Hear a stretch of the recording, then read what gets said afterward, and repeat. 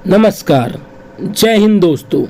आज हम आप लोग के साथ बाल विकास की क्लास नंबर 2 में आके जुड़े हैं। आज आप लोग पुनः अपनी कॉपी पेन लेकर के बैठ जाएं और आज हम पुनः उतने ही ज़बरदस्त क्वेश्चन और अच्छे क्वेश्चन के साथ आए हैं। कल हम लोगों के सवाल 15 नंबर तक हो गए थे, उसके आगे करना है। और आप लोग हमारे चैनल समृद्धि इंस्टीट्यूट में आकर अवश्य जुड़ें। चैनल को सब्सक्राइब करें और लाइक करें। और आप लोग हमारे इस चैनल को के साथ अवश्य जुड़ें। आज हम शुरू करेंगे बाल विकास की क्लास नंबर 2। अब चलिए सीधे कुछ न बोलते हुए हम सीधे सवाल पर आते हैं। आज हमारा है सवाल नंबर 16। सवाल नंबर 16 हमारा कहता है कि मानसिक रूप से स्वस्थ अध्यापक की विशेषता क्या है। हम लोग ये बताएं पहले कि जो एक स्वस्थ मानसिक रूप से जो स्वस्थ अध्यापक है उसकी क्या विशेषता है। आप लोग शिक्षक खुद हैं या होने वाले हैं तो उसके बारे में सोचें कि अगर मानसिक रूप से स्वस्थ है तो क्या जवाब देगा। तो ऑप्शन नंबर हमारा है वह संवेदनात्मक रूप से संतुलित होगा। हाँ, होना चाहिए। वह अपने विषय का गहन ज्ञान होगा। विषय का ज्ञान तो होना चाहिए, लेकिन बहुत ये जरूरी नहीं कि मानसिक रूप से स्वस्थ है तभी। वह अत्याधिक संवेदनशील हो। अत्याधिक जो कंडीशन वाले सवाल आएंगे वो सीधे नकारात्मक जाएंगे। वह शख्स अनुशासन पसंद करता हो। केवल अनुशासन बस पसंद करता हो नहीं। हमारा सवाल क्या सही हो जाएगा कि वह संवेदनात्मक रूप से संतुलित हो। हमारा ऑप्शन नंबर ए सही है। अब हम चलते हैं सवाल नंबर 2 पे। हमारा सवाल नंबर 2 है 17 नंबर। शिक्षा का अति महत्वपूर्ण उद्देश्य क्या है। भाई, हम शिक्षा किस लिए ग्रहण करते हैं कि क्या आजीविका कमाने के लिए। क्या हमारा शिक्षा का उद्देश्य बस यही है कि हम आजीविका कमाएं, बच्चों का सर्वांगीण विकास। हाँ, ये हो सकता है। पढ़ना एवं लिखना सीखना, हाँ ये है, लेकिन कोई जरूरी नहीं कि शिक्षा केवल हम पढ़ने ही लिखने के लिए करें या बौद्धिक विकास के लिए। बौद्धिक विकास तो ठीक है कि बालक का विकास हो, लेकिन शिक्षा हम इसलिए करते हैं कि हमारा सर्वांगीण विकास हो। ऑप्शन नंबर बी सही है। आप लोग अपने परिवार को एक सीट पक्की देना चाहते हैं, अपने आप को सक्सेस करना चाहते हैं तो हमारे चैनल को लाइक करें, कमेंट करें, सब्सक्राइब करें। और अब हम चलते हैं आज के सवाल नंबर 3 पर। बहुत ज़बरदस्त सवाल लाए हैं आज आप लोगों के लिए। आप लोग केवल ध्यान से इन सवालों को करें और जवाब दिया करें। हमारा सवाल नंबर 18 है। बच्चे की बुद्धि लब्धि 90 से 110 के मध्य है, वह है। जिस बच्चे की बुद्धि लब्धि 90 से लेकर के 110 तक है वह कौन सा बालक होता है। 0 से लेकर जो 25 तक बुद्धि लब्धि होती है वह जड़ बुद्धि का बालक होता है। और जिसकी 25 से लेकर के 70 तक की बुद्धि होती है वो मंद बुद्धि का बालक होता है। जो बालक होते हैं 90 से लेकर के 110 के, उन बालकों की बुद्धि लब्धि होती है सामान्य बुद्धि। कौन सी बुद्धि होती है। सामान्य बुद्धि वाले बालक होते हैं। हम इन सवालों की क्या करेंगे, पोस्टमार्टम कर देंगे। एक एक विकल्प का आप लोगों को व्याख्या करके बताएंगे। आप लोग हमारे चैनल के साथ जुड़े रहें और वीडियो को अंत तक देखते रहें। अब हम चलते हैं आज के चौथे सवाल पर। हमारा चौथा सवाल है सतत एवं व्यापक मूल्यांकन में व्यापक मूल्यांकन शब्दावली का अर्थ क्या है। ये कह रहा है कि जो सतत एवं व्यापक मूल्यांकन जो ये नियम चल रहा है सरकार का, उसमें व्यापक का अर्थ क्या है कि शब्दावली में उसका अर्थ या तात्पर्य क्या है। क्या व्यापक का अर्थ क्या है। सभी विषयों का मूल्यांकन करना, शैक्षिक का मूल्यांकन करना, या शैक्षिक और शैक्षिक का मूल्यांकन करना, या शैक्षिक क्षेत्रों का मूल्यांकन करना। तो इसमें हमारा सही विकल्प हो जाएगा शैक्षिक एवं शैक्षिक मूल्यांकन करना।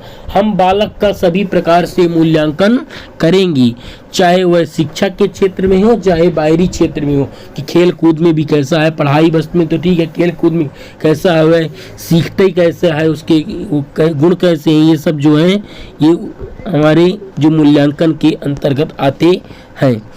अब आते हैं आज के अगले सवाल पर।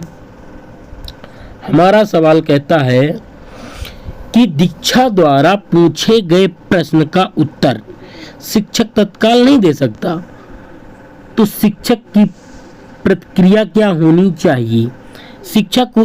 दीक्षा कोई एक लड़की है क्लास की, वह अपने शिक्षक से कोई सवाल पूछती है कि तो वह सवाल का जवाब जो है शिक्षक से नहीं बनता, तो शिक्षक की क्या प्रतिक्रिया होनी चाहिए।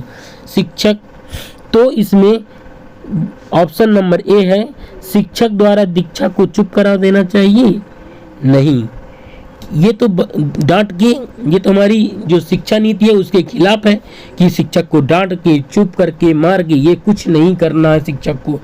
हमको शिक्षक द्वारा दीक्षा का ध्यान बांट होना चाहिए। क्या होना चाहिए? बांट देना चाहिए, शिक्षक का नहीं।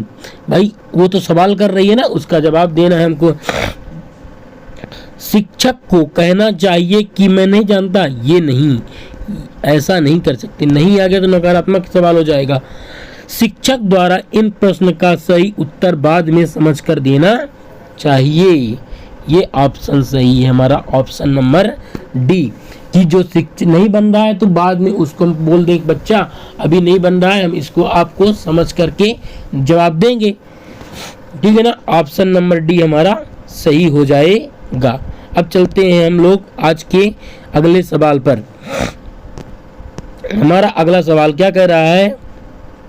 बच्चे की जिज्ञासा शांत करनी चाहिए। कोई बालक के अंदर अगर कोई जिज्ञासा जग रही है, उसको कैसे शांत करना चाहिए? जब शिक्षक फुर्सत में हो, नहीं कि जब हम एकदम फुर्सत में रहें तब हम बच्चों का जवाब दें।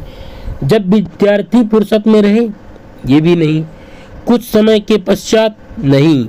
तत्काल, जब विद्यार्थी द्वारा जिज्ञासा की गई हो। कब हमको बताना चाहिए? जब बालक पूछे हमको तभी जवाब देना चाहिए कि जिज्ञासा उसके अंदर जो जगी है वो उसको तुरंत डांटना नहीं है, मारना नहीं है, ये सब नकारात्मक है। नकारात्मक सवालों के उत्तर केवल नकारात्मक में देना है। अब हम चलते हैं आज के अगले सवाल पर। आप अनपढ़ माता पिता के बच्चों को अंग्रेजी सिखाना चाहते हैं? हाँ, क्यों नहीं सिखा सकते उनको? तो हम कैसे उन बच्चों को अंग्रेजी सिखाएंगे? आप बच्चों से अंग्रेजी में बात करेंगे, भाई उनका माहौल ही नहीं है, उनका परिवेश ही नहीं है अंग्रेजी का, तो अंग्रेजी बोलेंगे कैसे? अंग्रेजी बोलेंगे तो समझ ही नहीं पाएंगे हमारी भाषा क्या है। अब भाषा का मतलब क्या है? हम एक दूसरे के विचारों का आदान प्रदान करें, यही हमारा क्या है, भाषा का मतलब है। तो अंग्रेजी तो नहीं बोलेंगे। आप बच्चों को अंग्रेजी में बोलने के लिए बाध्य करेंगी, ये नकारात्मक शब्द आ गया। बाध्य है कि केवल वाले शब्द जो है नकारात्मक वाले होते। बाध्य किसी बात के लिए हम बच्चों को नहीं कर सकते कि तुम ऐसा करो ही करो। आप बच्चे को मातृभाषा में बोलने से रोकेंगे, ये भी गलत बात, क्योंकि बच्चा जो शुरू में सीखता है वो, और हमारी शिक्षा नीति भी कहती है कि हम बच्चों को किस भाषा में पढ़ाएंगे, उसकी मातृभाषा के साथ पढ़ाएंगे। आप उसे मातृभाषा की सहायता से अंग्रेजी सीखने का प्रयास करेंगे। ये ऑप्शन नंबर डी हमारा सही है कि हम बच्चे को कैसे सिखाएंगे, उसकी मातृभाषा की सहायता से अंग्रेजी सिखाएंगे। इसलिए ऑप्शन नंबर डी हमारा सही हो जाएगा। अब आते हैं हम आज के अगले सवाल पर।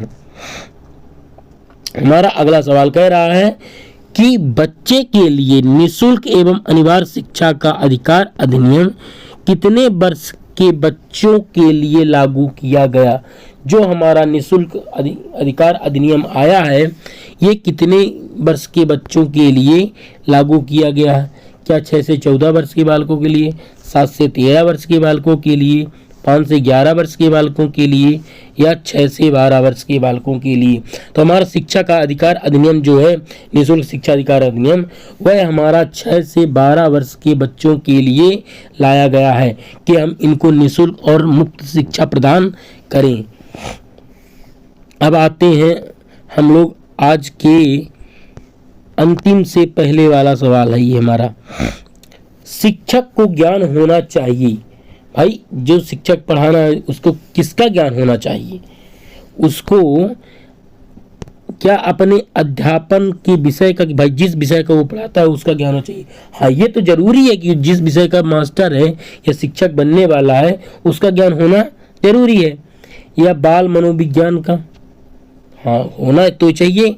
शिक्षा संहिता का, कि बस शिक्षा की जो नीति है उसको हम रट लें, बस यही शिक्षा का ज्ञान है, नहीं। अध्यापक विषय एवं बाल मनोविज्ञान का, ये ऑप्शन नंबर हमारा डी वाला सही है कि अध्यापक को अपने विषय का और बाल मनोविज्ञान का दोनों का ज्ञान होना अनिवार्य है। आज हम आप आते हैं अंतिम सवाल पर। बिना पूरा सवाल अपनी कॉपी पर नोट किए आप लोगों को नहीं जाना है। अगर क्वालिटी सही नहीं दिख रही है, अपने क्वालिटी को बढ़ा लें और अच्छे से देखें और पूरे वीडियो के सभी सवालों को अवश्य देखें।